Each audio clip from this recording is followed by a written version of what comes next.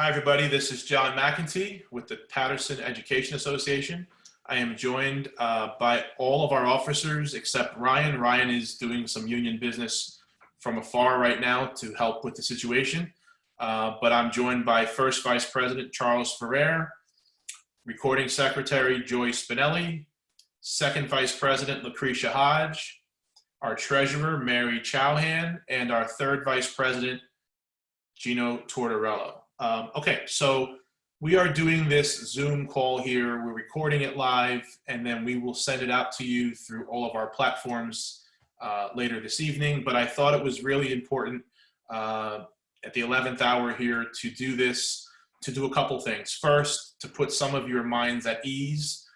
Second, to answer as many of the questions that you've been pummeling the PEA with since Thursday. Third, to bring you up to speed with where we are. So let's focus on those three things, and then we'll get into some Q&A here. So first, where are we right now? So the association, as you know, has asked our members, well, we've sent our members a copy of a template, and the template was devised and sent out for two categories of people. The first category of people were the individuals that were asked to come back on September 1st. And in this particular instance, that's all 3,000 of us. The second set of people were the people that we were asked to fight this issue by the members asked to go back, which would be our secretaries, our central office, our guidance counselors, our child study team, our security officers. I'm sorry if I'm leaving anyone out, but I've pretty much delineated that list 100 times over in many different emails. So we've been asked by those categories of members, please fight on our behalf. Now, are there some members from that group that have already said that they are going to go into the buildings? Yes. And for those individuals, like I said in my email this morning, or video this morning, those are the individuals that apparently feel that that they are safe going in.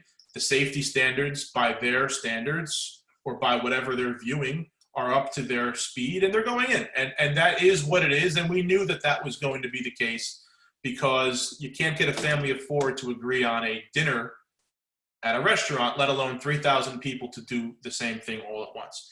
But I want to make this clear before I open it up into a question and answer period. What I want to make clear for everyone is that the PEA is not on strike. The PEA is not taking a job action. What the PEA is doing is offering an option for any individual that works in the Patterson Public Schools that does not feel safe. Now, the PEA agreed, if you are one of the individuals that sent a letter because you do not feel safe, or you have someone in your family who's compromised, maybe you yourself are compromised, right? Or maybe you just aren't sure what to expect because of the history of the Patterson Public School District. If that's you and you sent a letter, we support your assertion because we too believe that the district is not ready to receive staff. Now, we're not just making this up, right? We didn't just sit around in a group of 7 and say, how can we cause a fight with the school district, right? If you think back to what we've been doing all summer long, we've been fighting to get remote. And we won a major, major, major victory by moving the school board in that direction. Now, we didn't have to take a second bite at the apple. We didn't have to do it, but we did. And the reason we did it was because we knew that staff would not be safe if they went into a building. And if it's not safe for a certificated staff member, it certainly wouldn't be safe for someone else, like a secretary or a security guard. We are concerned about you. We didn't have to engage in any of this fight. We didn't ask for this fight. We didn't want this fight. We don't wake up in the morning and say, how are we going to ruin someone's day or embarrass someone? That's not, we do those things because there's a reason. And your health, your safety, that means a lot to all of us. I know that I'm speaking on behalf of all of the officers. Your safety means a lot to us. It really, truly does. And that's what makes me lose sleep. Not whether the superintendent likes me, not whether or not Susie Perone, is getting 6,000 emails and she's fed up with me. They could do anything they want to me, but I don't want them to do it to you, because you are the ones that are going to be in those front lines. You are the ones that are going to be calling saying, where's my gloves? Where are my glasses? Where are my hand sanitizer? I want to just give you one example, two examples really quick before I open it up to some frequently asked questions for our NJEA rep.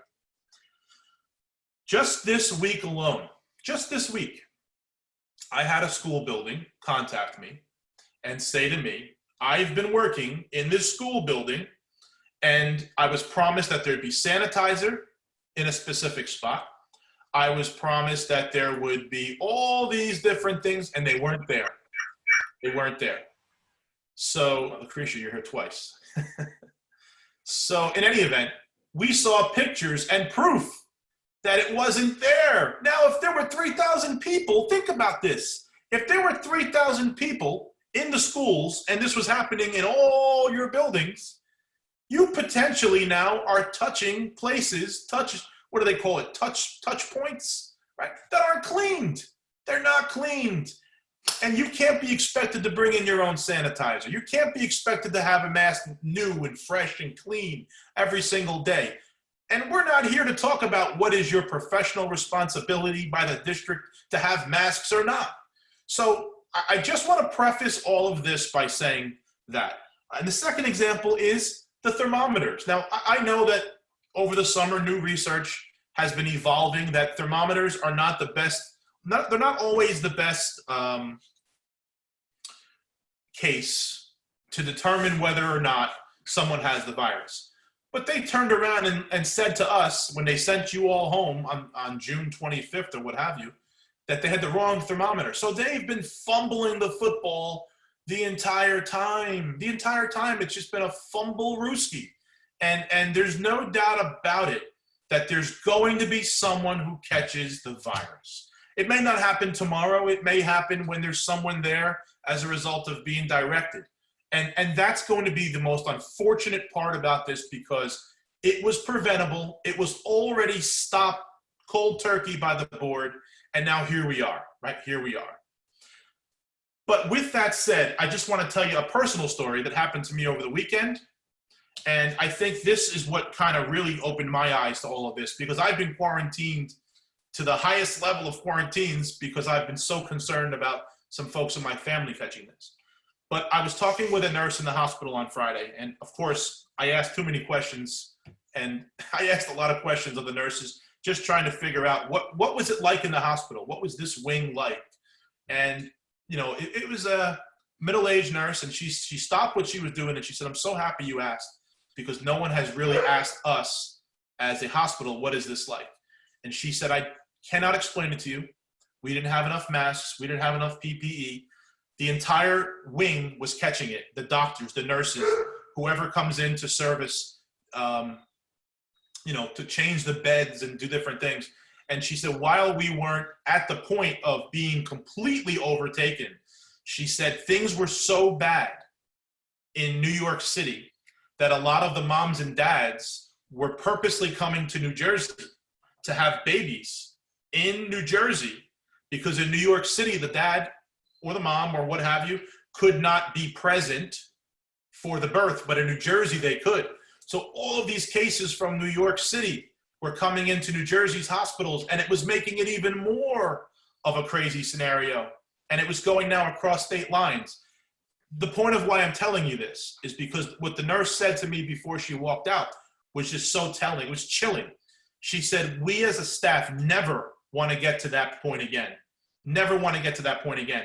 And as a citizen of New Jersey, as a dad, as a teacher, I know the officers feel the same. We don't want to see you or your family in a situation where you're in that predicament.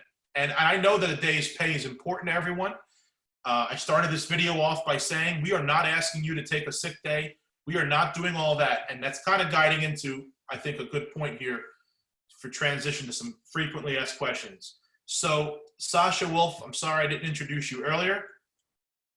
Sasha Wolf is our NJEA field rep, and I know he's been helping us field a lot of this onslaught of questions, and he's here to help us tonight. So Sasha, what I'll do is I will start off with just a couple questions, and maybe you can help us, because I know our members are confused and we want to try to alleviate some of that if we can. So Sasha, what is it exactly we're doing here on September 1st?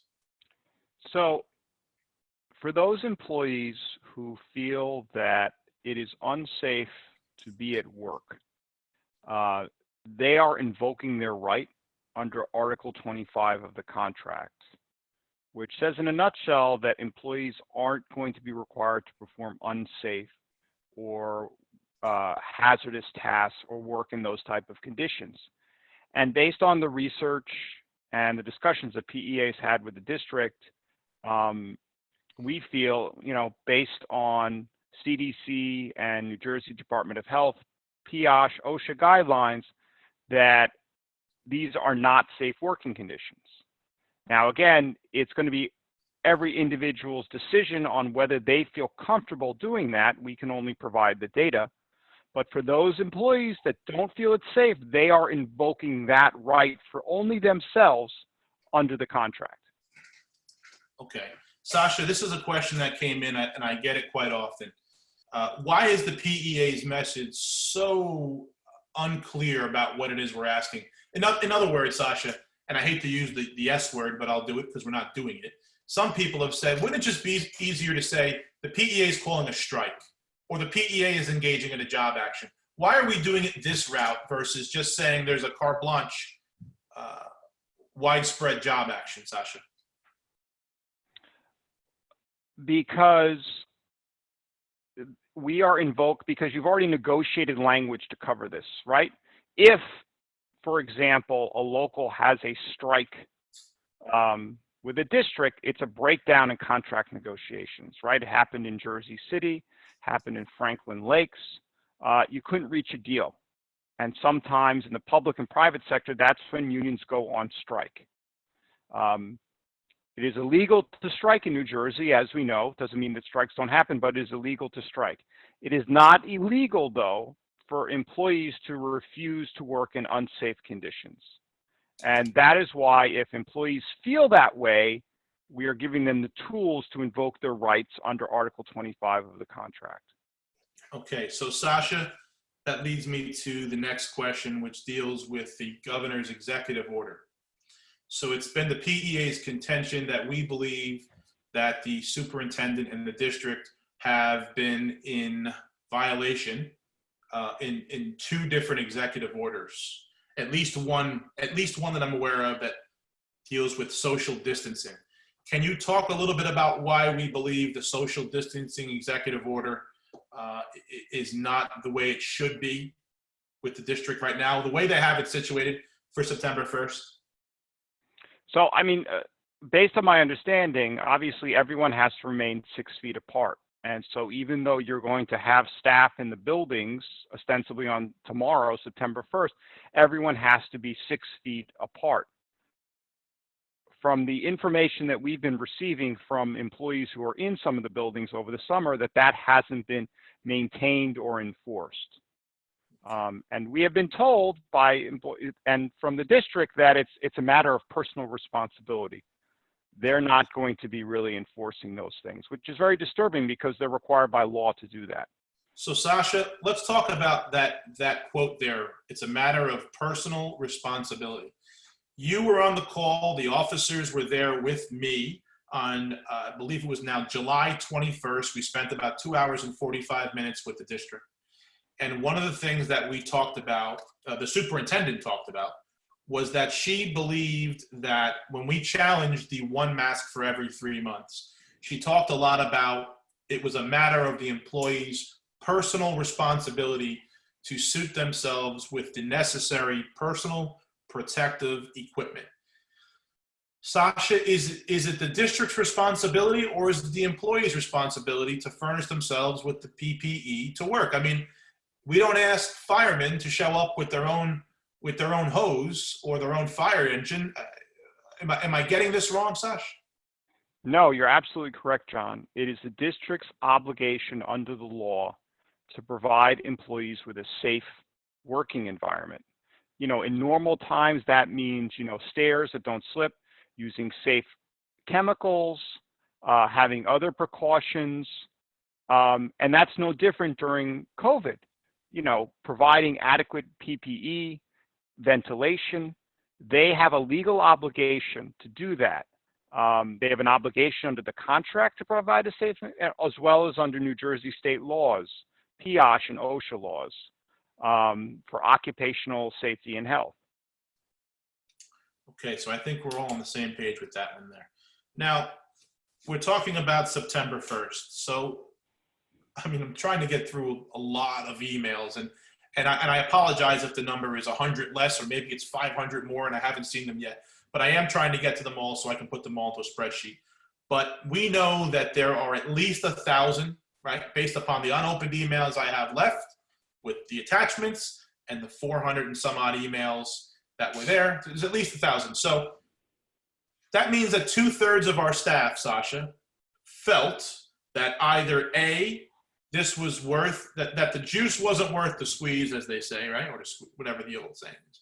Or B, that there was a particular reason. Maybe they're non-tenured. Maybe they have 10 days to go before they retire. Maybe they have whatever going on in their professional careers. Maybe they're a single mom or a single dad, and someone's out of work and they can't afford to lose $250 a day or $500 at max per day. So let's talk a little bit about the staff that are going in. So there is a conception. You've read the letter now that the superintendent sent out today, Sasha.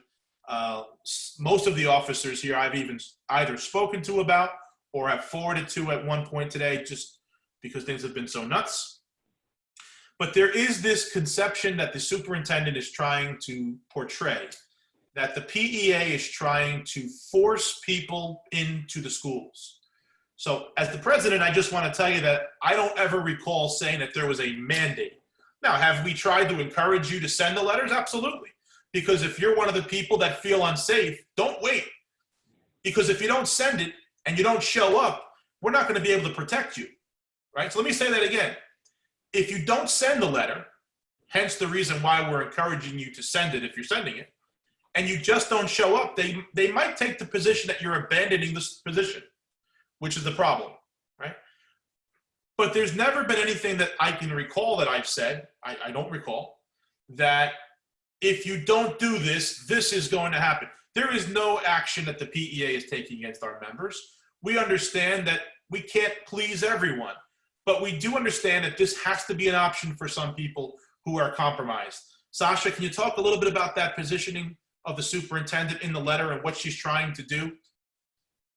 Well, so listen, this is a common employer tactic to try to portray the union as getting in the way of employees who just want to come to work.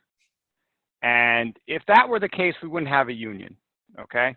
Because PEA does what PEA does best, and that's advocate for its members. You have a contract, right? And the contract has lots of provisions in it. And, I mentioned the health and safety provision, but we also have provisions about class coverage compensation, all those things. You could choose to file a grievance about those, or you don't. The PEA doesn't force people to file grievances over individual issues, but we will advocate and help you do that. This situation is no different. PEA can never tell someone to do something or not do something. That is not the union's role. However, the union's role is to advocate for our members and to give them the tools and the organization to help protect themselves and advocate for themselves. And that is exactly what PEA is doing in this situation. Sasha, this question comes in from many members, even as recent as a few moments ago, before we all signed on. So I'm going to kind of just summarize so that the person doesn't know that I'm talking about them. So this person is a non-tenured teacher, and they are not one of the people that are going to have tenure acquired on the first day when they return. But they are non-tenured, and we've been telling our non-tenures, look, the same way you can give them 60 days, they can do the same at any given point, and for no other reason other than they're moving in a different direction. They can always, at any point in time, give a non-tenured the walking papers, so to speak. Sasha, if a non-tenured teacher is watching this, what advice would you give a non-tenured teacher? Well, I mean, this is no different than any other issue. If a non-tenured teacher gets a bad write-up, or is denied a stipend, and sometimes they're afraid to file a grievance. You have these contractual rights. They're there for you whether you're tenured or not. If you're worried that you're going to be not renewed, then you're going to have to weigh that. You know, I've been answering emails from non-tenured staff, and you know, if you've been getting good evaluations and you have a good relationship with your administrator, chances are you'll be renewed. Or maybe not, because there'll be a budgetary issue. You never know. But if your personal health and safety is what is paramount, then you need to look at that above everything else. And that's what this allows you to do. Now, Sasha, over the weekend, you know, I'll take this one on the chin because I had to make an executive decision at that point. I sent out a memo to all of the non-tenures basically saying, if you are acquiring tenure on day one, we think you should go in, because I don't know if I'd be able to live with myself knowing that someone got their 60 days notice the day of tenure. So that kind of goes against your advice in the original question. And I stand by that because I still think that our non-tenures at that particular juncture are so close that I don't want something to happen to them. So if there's someone out there watching that is a little confused because they heard Sasha's position on what a non-tenure in general should be doing, and then you say, well, John's advice was this, know that I'm differentiating between someone getting it on, well, tomorrow, I keep saying next week, it's tomorrow, versus someone who's getting it 6, 8, 10 months from now. All right, so here's another, yes. Let me just say, though, so the way you acquire tenure, it's 4 years and a day with 2 years of positive evaluations, or if you work the equivalent of 4 years within a 5-year period. So people can show up on September 2nd and still get tenure if September 1 was the key date.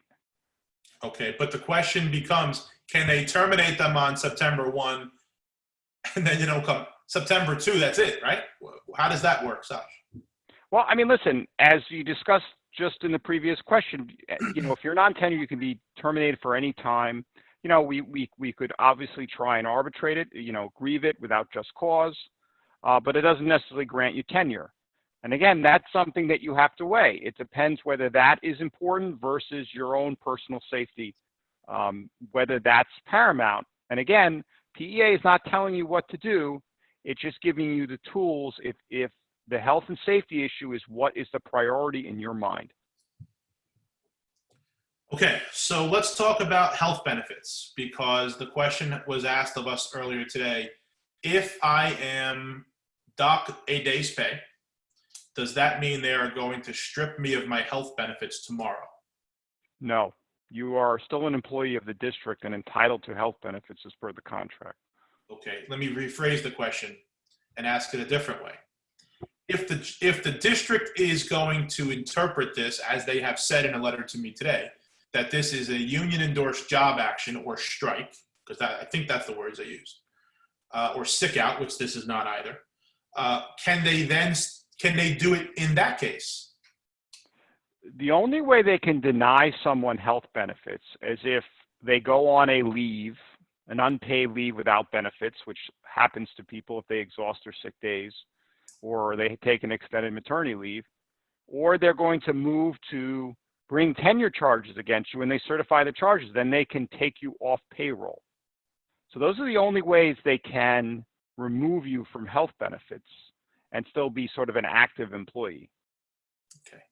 So they'd have to if you had 1,000 people doing this, 1,000 certificated staff, they would have to move to bring tenure charges all at once against 1,000 people and wait till the board certifies that, which would be, you know, wouldn't be tomorrow, before they could even think about taking people off health benefits. Sasha, if I were a betting man, I would say 1,000 people would probably do the action. 1,000 are probably hell-bent against doing it. But then there's 1,000 that are watching right now of our 3,000, that final 1,000, that are saying to themselves, I'm on the fence. I work in a department. 7 out of the 10 people in the department are going in. Now I'm in the minority in my department, and I'm gonna stick out like a sore thumb. My principal has already written me a letter saying that they're going to dock me a day if I take a personal day. So there's a lot of different things going on, not only in our non-tenure minds, but in our veteran teacher minds as well. And what would you say to the individuals right now on the fence? Maybe they don't necessarily feel frightened because they've been on 3 vacations this summer, but they also know that they've never been in a situation yet where they've had such little social distancing, where they've had such little PPE readily available. Now they're using public restrooms that are probably not going to be cleaned the same way they were cleaned, even in a hotel, which probably takes a lot better care of their facilities than a lot of our school buildings. And they're going to be in places now where there's large gatherings and meetings, because they're going to happen. Some principals have already said, I'm going to have you in the music room. So what do you say to these people on the fence right now who are watching this? Listen, I would say that you have to think about what has happened in other school districts where people have gone back, and not so much in New Jersey because all this is just starting here. But you look at what happened in Indiana and Georgia, where they've opened a couple weeks ago, they've had outbreaks. Now they've had higher rates, transmission rates than us, but there's a lot of unknowns. And it's not just that you're going to be in your building by yourself. From what I understand, and John, you can correct me, at some point they're going to move to just having staff in 6 work sites. So that means they're going to concentrate people. Mm-hmm. So obviously, the more people there are in the building, the more likelihood of transmission. And everyone's going to have to wear a mask, but you know how old those buildings are in Patterson, especially those first couple of weeks of school. Do you think everyone is going to be able to keep their masks on? No, of course not. I mean, look, I was in some situations over the weekend where I found myself lifting it off because eventually it's just too much. You wear that mask for so long. So, and so you look at those situations, and given all those variables, do you think it's safe for you? And if you do, then you should go in. If you do not think it's safe and you are concerned, then you should consider completing these letters that the PEA has provided. Okay, so that pretty much rounds off issue 1, which is September the 1st. I do just want to say, well, I'll hold that for the last piece of this because I think it sums it all up. But now there's one more piece to all of this, which is a lot more complicated, and it affects a lot fewer of our employees than September 1 does. But I was saying this earlier, and I'll say it one more time. It would have been very, very simple for the PEA to do a victory party on August 15th or 16th and say, mission accomplished, we are remote. Would have been very simple to do that, turn off the emails and our Facebook and, for the next 2.5 weeks and enjoy some portion of the summer. But we didn't do that.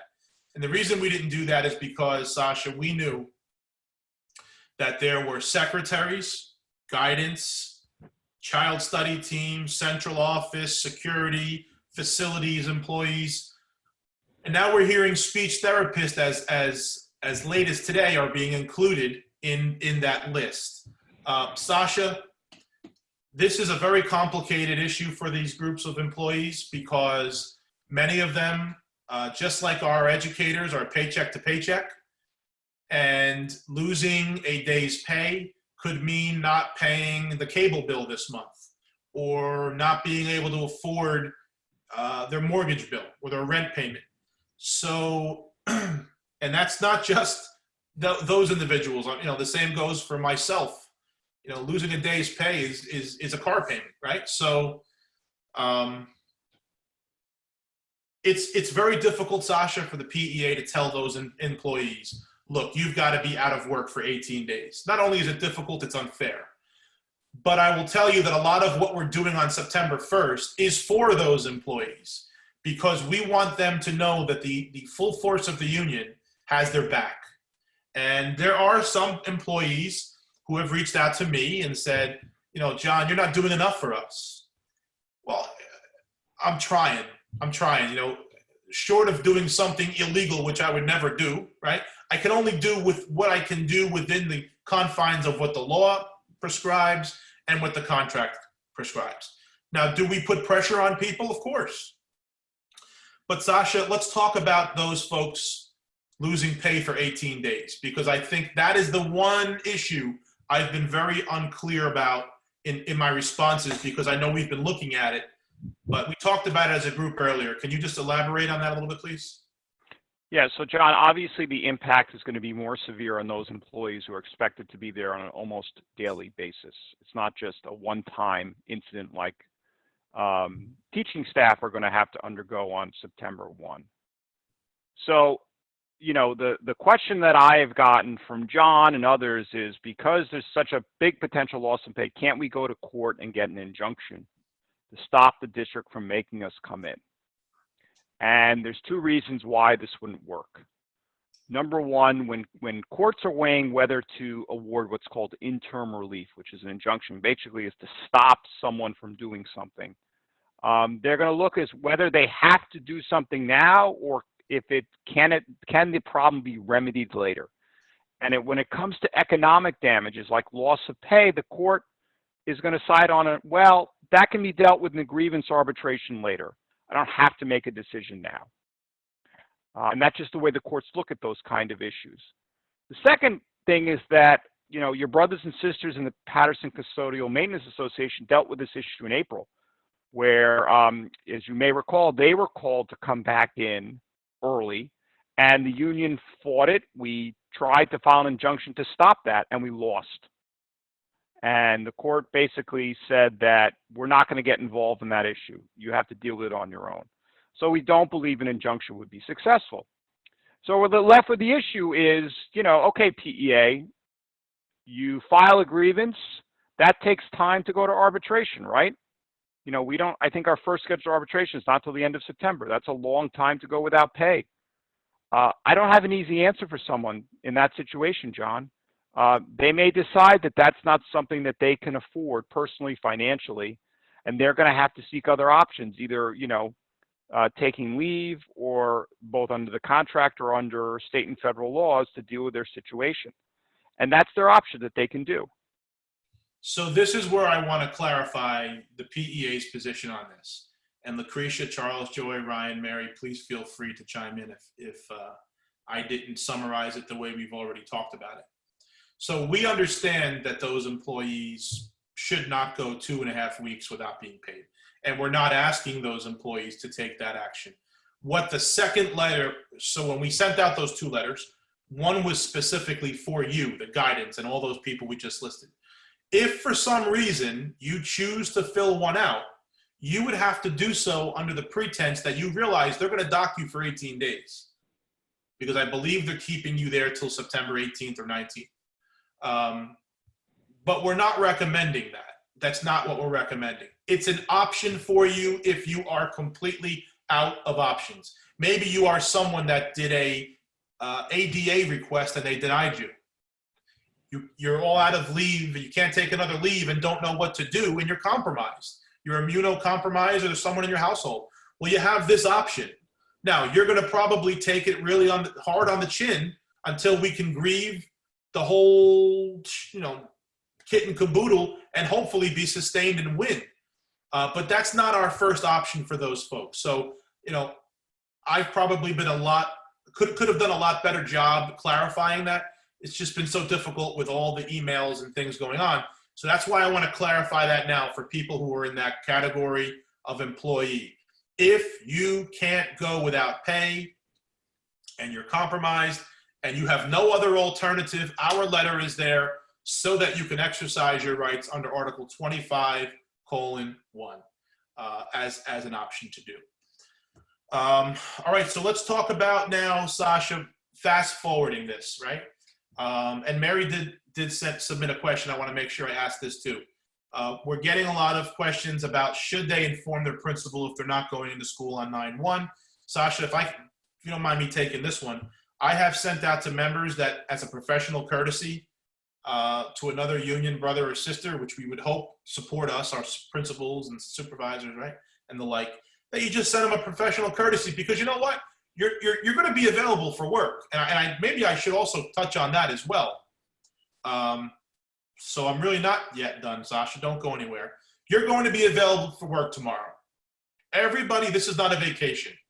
This is not let's go down the shore because everyone's back at school. None of that. That is not what we are endorsing, asking, or directing. Here's what we're saying. We're saying at 8:15, you report for work, meaning you go onto your computer or whatever device you've been utilizing to go remote. You quickly send your attendance through, I guess it's called now Infinite Campus, or maybe there's a different ASOP. You report it through ASOP, and now you're officially present for the day. As soon as you are officially present for the day, send a quick email to your principal and say, I'm available. Please direct me what to do, but I'm available. Would you like me to participate in any of your events? Would you like me to be in any of your meetings? Please send me an invite. I'm available. Okay? But I have to clarify, if anyone is caught not being at their computer, or if you're shopping in ShopRite when you should be working, we can't help you. There's nothing I can do. That's it, right? There's nothing I can do. This is not a vacation. So if you go down that road and someone snaps a photo, or there's a private investigator following one of our members and you're caught, don't come to me. I can't help you. I cannot help you. John, can I just also add, that's not the opportunity posting on Facebook that I'm don't have to work today. I'm going to the shore. I'm doing this, because that we'll get around to. Yeah. So you better be very, very, very aware that this is a regular work day. The final thing you should do to put the period at the end of the sentence tomorrow is make sure you submit your logs. Now, your log may have written in it all the things I just talked about. I submitted my attendance, I sent a letter, and maybe no one contacts you at all, which is very possible. They may not even reach back out to you. Just document that in your log. When we get to the type of day, now here's another one, Sash. If I had $1 for every time this was asked, am I taking a sick day, a personal day, a family illness day, or a storm day if it's in my bank tomorrow? Is that what the union's asking them to do, Sasha? No. Listen, if you're sick tomorrow, like if you broke your foot today and you can't come to work because you're sick, then you're sick. That's not what this is about. Or if you have a baby, you can't come to work, you're taking a sick day, you're taking a leave. This is about you're not coming to work physically because you feel that the conditions are unsafe. Okay. And Sasha, just part 2 of that. My principal has sent me a letter stating that if I am physically ill, or if I do decide to take a personal day tomorrow for personal reasons, that the district is going to dock me. What do I do? That's the $1 million question that's been asked all day long.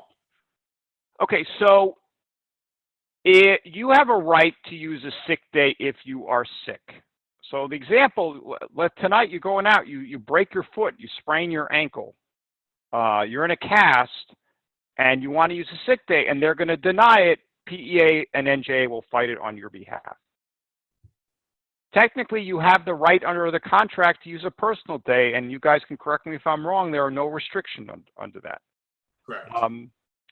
Family illness day, you have to have a member of your family who's ill in order to use that.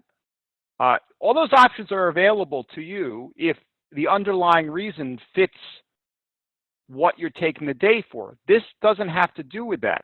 This has to do with the fact that you're saying that I'm able to work, but I'm doing it remotely because to do so physically would put my health and safety in jeopardy.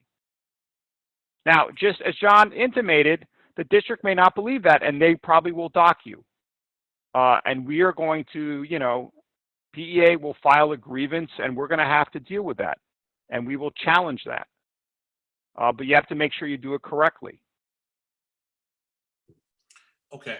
I'm going to finish it up with where we probably will see this issue go, which is to a grievance. So I want many of the people out there watching this have never filed a grievance. many of the people out here have never seen the timeline of a grievance. They don't even know the process. So I'm going to turn this over to Sasha and Charles, because Charles is our grievance chair officer. And I think just by explaining the grievance process, a lot of people will have a better understanding and say to themselves, okay, that's the process that's going to be followed. Because what I can guarantee is going to happen is that on September 15th, everyone's going to say, I thought the PEA was fighting for my day back. I don't see it in my paycheck. And then they'll do it on September 30th. Then they'll do it on October 15th. And they will do it every single pay period thereafter. And there's one name that comes to my mind. I won't say her name now. And I feel so badly because I love her to pieces. And every time we win a grievance or we report about a grievance, she'll send me something and say, my particular grievance, it's been 2.5 years, where's the decision? And I'm just as frustrated that the arbitrator has not ruled. And sometimes I don't know what to say other than I wish I could go bang on the arbitrator's door and say, where is the arbitrating decision? So because I get a lot of those questions, and I can only imagine what Charles gets, Charles, maybe I'll turn it over to you, and Sasha, you can also jump in about the grievance process and what it is and how long it takes. Okay, John. Well, I'll start first. So the first thing will be is that we'll file the grievance. It will be sent to Luis Rojas. He'll have the opportunity to respond. If he doesn't respond at that point, then we will move it to level 2, where we will discuss it, possibly bringing some people to speak about the issue. And if we can resolve it there, which we hope we can do, then we can resolve it.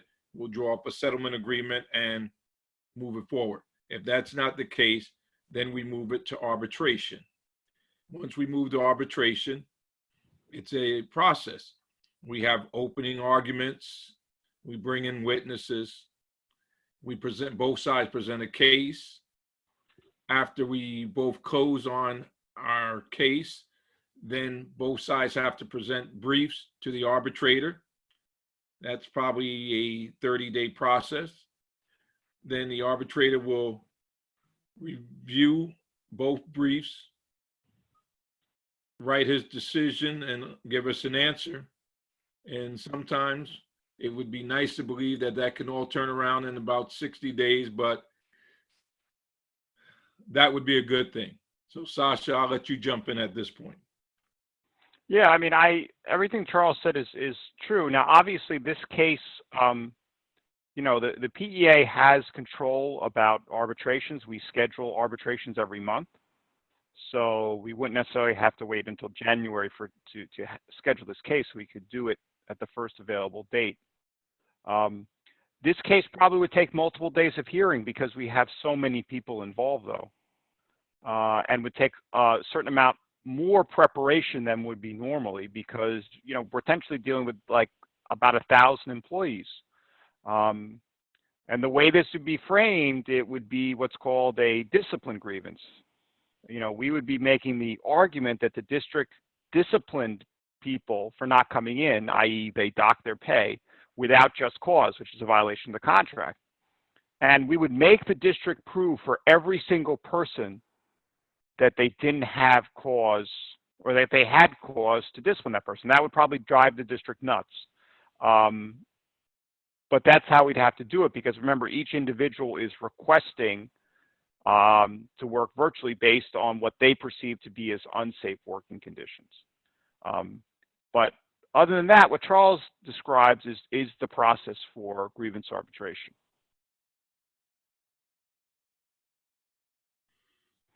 Okay, You're on mute.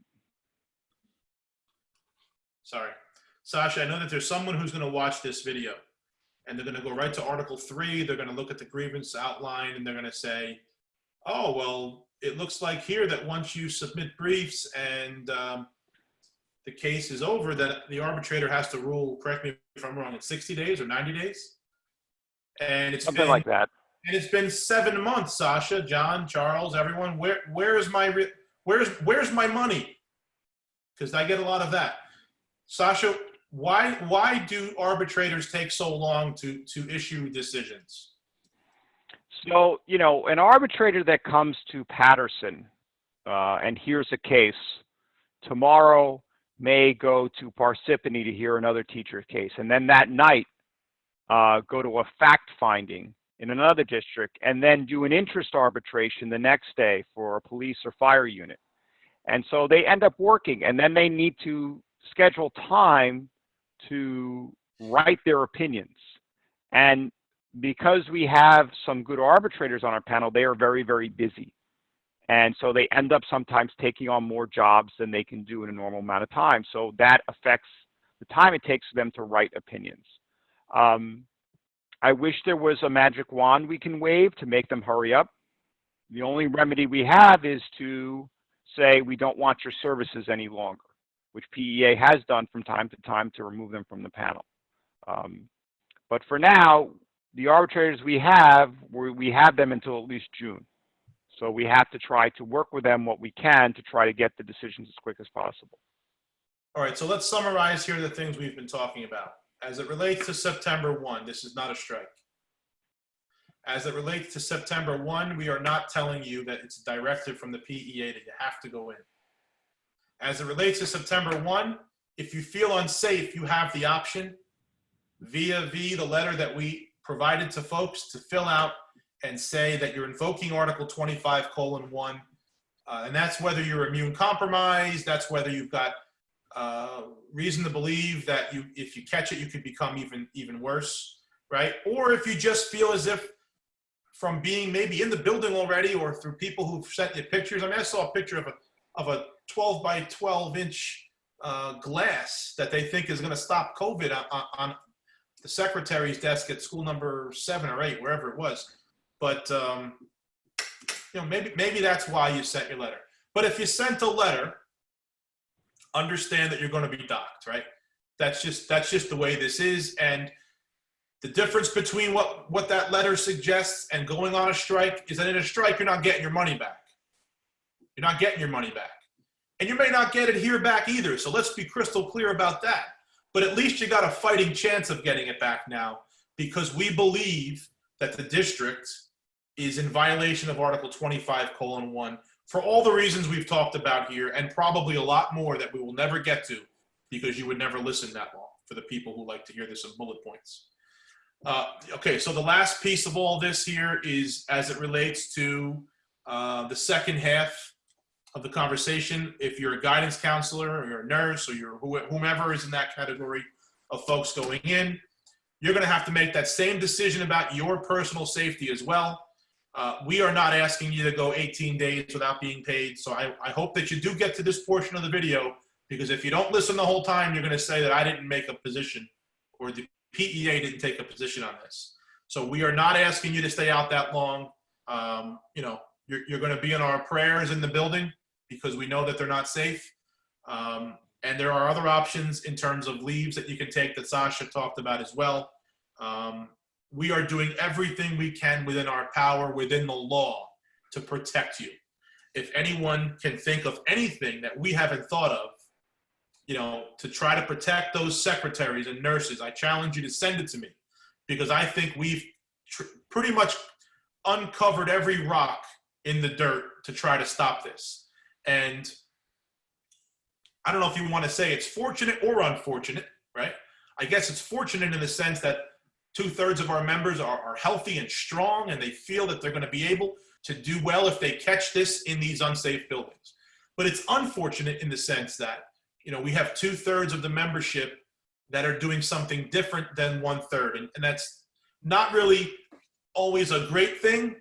I don't know, this is not a contract dispute. In a contract dispute, there would be a union directive. We would be saying, look, we're fighting for a raise for you and for you and for you and for you and for you. This is a whole different beast here, this issue we're dealing with. Everyone's going to have to make their own personal decision, but I want to end it by saying this. I just want the membership to know, whether you like me, whether you hate my guts, I hope that everyone out there can say that this association, not John, this association did everything they could to protect me. right? For the people who are working home until November 1st, congratulations, you were part of a major movement to make that happen. It didn't happen because John or Gino or Lucretia or Joy or Ryan or whomever, Charles and Mary, it had nothing to do with us. It had to do with the fact that there was member power. And that same member power could be unleashed with this issue. And for whatever reason, it's not there. And we recognize that. I mean, look, I've seen the emails. I've spoken to many of you through email and text, and I get it. I get it. Right? This is not a labor dispute over contract. But I just hope everyone does everything within their power to stay healthy. That's all this has ever been about. This is not about to see who can flex their muscle larger. And if the superintendent, doesn't want to come to the table and stagger this like we're suggesting, okay, okay. Then she wins this round, and she will have it on her hands if, God forbid, anyone else becomes ill in the school district. But I'm going to be able to go to bed at night knowing, and I think the officers can feel the same, that we have done everything we can to make sure that you are our first priority. For me, this is not political. For me, this is not anything other than this is your safety. And I hope everyone out there, when they see their checks are light, because mine will be too. I sent that same letter. I want them to dock me first. Before they dock anybody else, I want it to come out of my check first, right? But I'm doing that, with the same set of circumstances that a lot of you are. Someone in my household also not working, right? So I'm going to feel it at the pump just like you. And it hurts. Like I said, it hurts. But we're doing it for a lot of people out there who I don't necessarily know we're doing it for, because they're asking, what are we doing for them? Like, we're giving up money to make sure you're protected.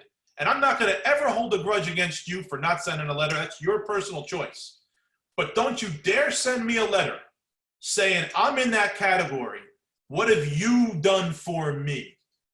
So don't stare. Any letter I get like that, you don't have to vote for me. You could hate me. You could throw me back into I don't care what you do to me. But don't you dare send me anything saying you've done nothing, because I'm deleting those emails.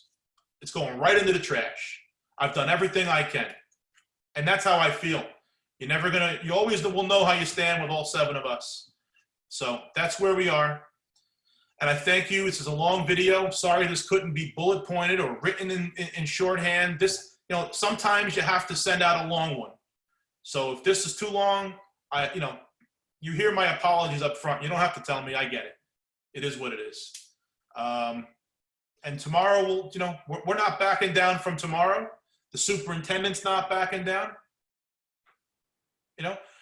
But let me just say, maybe we save some people's lives as a result of doing this. Maybe someone, by not going in tomorrow, maybe they save that 75-year-old mom in the house. Maybe a newborn in someone's household doesn't come down with COVID, right? So we did the best we could, and we're going to support everyone. The grievance will take place. I know I'm saying goodbye for Ryan as well. I know Ryan is working hard on some of these issues, but just couldn't join us because he's so busy with what he's doing. So for everyone that's here, I thank you. My officers, Sasha, I thank you. We'll get this out in an email. Lucretia, I may need you to help me with that, so don't go to bed yet. I thought today was Sunday and you told me it was Monday. That's how crazy this has been. And I thank everybody for your support, because there are a lot of people out there that support us, and support us, meaning us, 3,000 of us, right? There's a lot of people out there, and just know that we have your backs. Bye-bye, everybody. Good night.